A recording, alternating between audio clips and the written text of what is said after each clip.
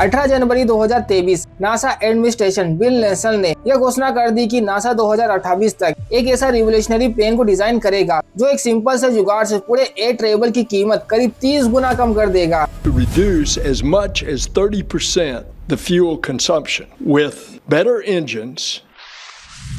उनका ये कहना है कि ये एयरलाइन इतना फ्यूल एफिशिएंट होगा कि हर फ्लाइट के पीछे अमेरिकन एयरलाइंस इंडस्ट्री एटलीस्ट $45,000 का फ्यूल बचाएगी। और ये सब आखिर क्यों? वो भी सिर्फ इसलिए क्योंकि यूएस गवर्नमेंट एयरलाइंस इंडस्ट्री में अपनी मोनोपोली वापस कायम करना चाहती है और इस मिशन में वो जानती है उसकी मदद सिर्फ और सिर्फ नासा ही कर सकता है। दरअसल फ्रेंड्स 1970 की बात है, इस पूरे एयरलाइन इंडस्ट्री में सिर्फ और सिर्फ यूएस कंपनी बोइंग का ही राज हुआ करता था, जिसने इंसानों के साथ साथ यूएस की इकोनॉमी को भी अलग ही ऊंचाई में पहुंचा दिया। पर जैसे ये बात यूरोपियन कंट्रीज को पता चली, उन्होंने यूएस की इस मोनोपोली को चैलेंज करने के लिए अपना एक यूनियन बनाना शुरू कर दिया। इस यूनियन में फ्रांस, स्पेन, जर्मनी और ब्रिटेन थे। ये 4 यूरोपियन कंट्रीज जिन्होंने मिलकर अपनी तरफ से एक कुशल दावेदार को मार्केट में उतारा और इस दावेदार का नाम था एयरबस। यानी कि अब एक तरफ बोइंग था जिसे अकेले यूएस गवर्नमेंट सपोर्ट कर रही थी, तो वहीं दूसरी तरफ एयरबस था जिसे एक साथ 4 देश चला रहे थे। अब इससे हुआ ये कि एयरबस ने इंडस्ट्री में कदम रखते ही सिर्फ 10 सालों के अंदर दुनिया का नंबर 1 एयरलाइन कंपनी बोइंग से उसके सर का ताज छीन लिया और यूएस को वहाँ पर हिट किया जहाँ सबको पता है उसको सबसे ज्यादा दर्द होता है, उसके ईगो पर। फिर क्या था, यूएस ने वही किया जो अपने अपोनेंट के साथ करता है,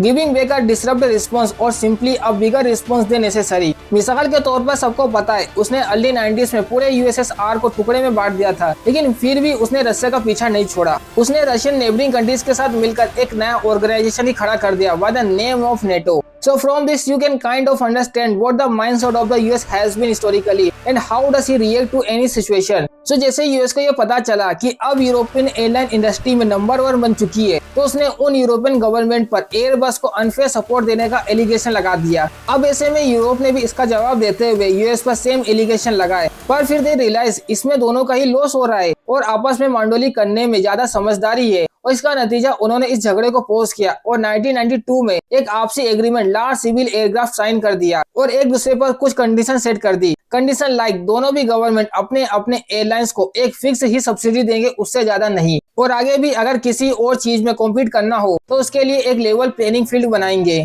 पर क्या ये सारी चीजें फॉलो हुई? वेल अनफॉर्चुनेटली जहां पर एक तरफ यूएस इस एग्रीमेंट को ईमानदारी से फॉलो कर रहा था, वहीं पर दूसरी तरफ हमारे यूरोप के फैंटास्टिक फोर अब भी एयरबस को अनफेयर सपोर्ट दे रहे थे। इन शॉर्ट यूएस के साथ धोखा हो रहा था। पर फिर क्या था, जैसे यूएस को इस बात के बारे में पता चला, उसने यूरोप के खिलाफ सीधा वर्ल्ड ट्रेड ऑर्गेनाइजेशन में ही केस फाइल कर दिया। And what follow is that WTO ने इस पूरे मैटर पर अपनी एक जांच कमेटी बिठाई और ढूंढ के निकाला कि यूएस का अंदाजा सही था। यूरोपियन गवर्नमेंट एक्चुअली में अपने एयरबस को ऐसे लोन्स दे रही थी जिन पर उससे कोई भी इंटरेस्ट नहीं बनना था। अब यूरोप के इस प्रूफ चीटिंग के बाद यूएस ने इस मैटर को अपने नाक पर ले लिया। उसने अपने बोइंग को सपोर्ट करने के लिए सीधा उसके ट्रम्प कार्ड नासा के पास भेज दिया। अब इससे हुआ ये कि नासा ने बोइंग और खुद के टेक्नोलॉजी एक्सपर्टीज और फंडिंग को मिलाकर एक ऐसा प्लेन डिजाइन किया दुनिया के सामने जो अब तक बनाए गए किसी भी प्लेन की तुलना में 30 गुना ज्यादा माइलेज दे सकता है, और वो भी कुछ सिंपल से ट्रिक की मदद से। दरअसल हिस्टोरिकली जब भी प्लेन बनाने की कोशिश हुई है ना, हम हमेशा से एयर ड्रैग को इग्नोर क्या करते थे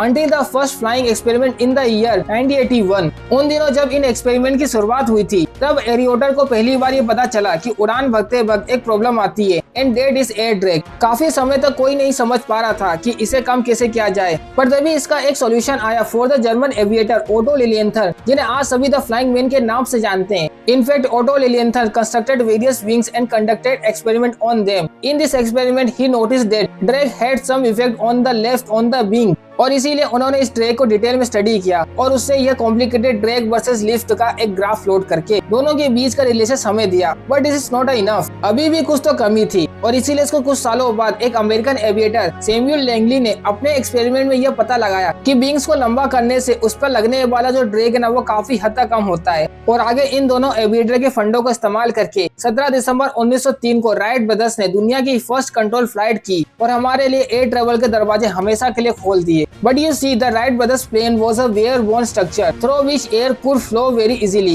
लेकिन ये स्ट्रक्चर बड़े पैसेंजर जेट्स के लिए राइट नहीं था। क्योंकि आपको शायद पता नहीं होगा, पर राइट ब्रदर्स की उड़ान के 17 सालों के बाद उन्हीं के डिजाइन पर बेस्ड या Handley Page plane literally take off करते हुए क्रैश हो गया था। जब इस हादसे की जांच हुई तो पता चला कि उसके विंग्स पर हद से ज्यादा एयर ड्रैग्स लगाने के कारण वो एल्टीट्यूड ही गेन नहीं कर पाया। दरअसल उन इंजीनियरों को यह मानना था कि एक प्लेन की लिफ्ट ऐसे सीधे ऊपर होनी चाहिए, पर विद टाइम हमें ये पता चला कि असल में विंग्स के ऊपर और नीचे से बहने वाली हवा उसके टिप पर दबाव डालकर उन्हें बेंड करती है, जिस वजह से लिफ्ट सीधे होने के बजाय ऐसे पीछे की तरफ झुक जाती है। यानी इस लिफ्ट के कंपोनेंट सिर्फ ऊपर ही नहीं बल्कि पीछे की तरफ भी एक्ट करते हैं, और इस पीछे एक्ट करने वाले कंपोनेंट को इंजीनियर्स इंड्यूस्ड ड्रैग कहते हैं। ये ड्रैग कुछ हद तक जरूरी भी होता है, पर ज्यादा बढ़ने पर वो प्लेन का एक्सीडेंट भी करवा सकता है, क्योंकि अगर पायलट ज्यादा लिफ्ट के लिए विंग्स को और तेजी से मोड़ेगा तो उस पर लगने वाला इंड्यूस्ड ड्रैग विंग्स के लिफ्ट को अपोज करेगा और इससे प्लेन ऊपर जाने की बजाय क्रैश होगा, जैसा उस हैंडली पेज प्लेन के साथ हुआ था। Interesting right? वेल, ये तो सिर्फ हुई आधी कहानी। उन दिनों प्लेन्स के विंग्स का एरिया भी बहुत ज्यादा हुआ करता था,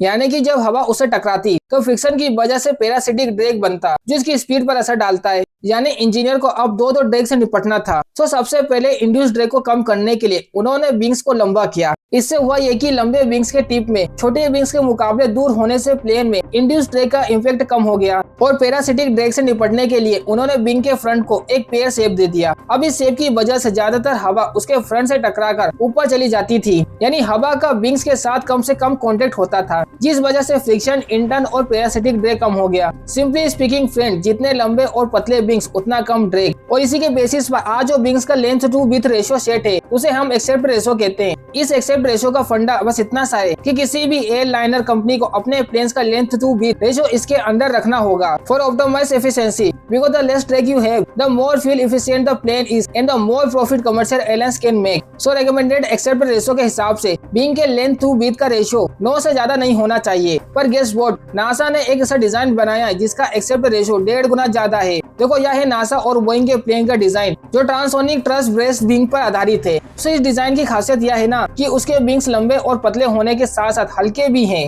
नासा ने इसमें कार्बन फाइबर मटेरियल का इस्तेमाल किया है जो लाइट वेट होकर भी एकदम स्ट्रॉन्ग मटेरियल है। प्लस उन्होंने विंग के टिप्स पर विंग लेट्स भी ऐड किए हैं, और ये विंग लेट्स जिस एंगल पर कर्व्ड है उसे टो एंगल कहते हैं। इस कर्वेचर की वजह से जब इसके टिप पर इंड्यूस्ड ड्रैग लगेगा तब वो विंग लेट एक एक्स्ट्रा लिफ्ट जनरेट करेगा। और नासा का यह दावा है कि इस एडवांस विंग डिजाइन से उनके प्लेन का फ्यूल कंजप्शन 10% से कम होगा, और इसी के साथ ही नासा इसमें सस्टेनेबल इंजन लगाने वाले हैं जो इसके फ्यूल की खपत को 20% और कम कर देगा। This means that overall this plane will use up to 30% less fuel than a normal plane and will economically save $300 पर किलोलीटर ऑफ फ्यूल। इसका मतलब फ्रेंड समझ रहे हो, बोइंग हर 10 घंटे की फ्लाइट जो यूजुअली 150 किलोलीटर फ्यूल जलाती है उस पर एयरबस के मुकाबले करीब $45,000 बचाएगा। Simply put, Airbus has been checkmate here. And friends, if you learn anything new from this particular video, please give it like and I will meet our next video.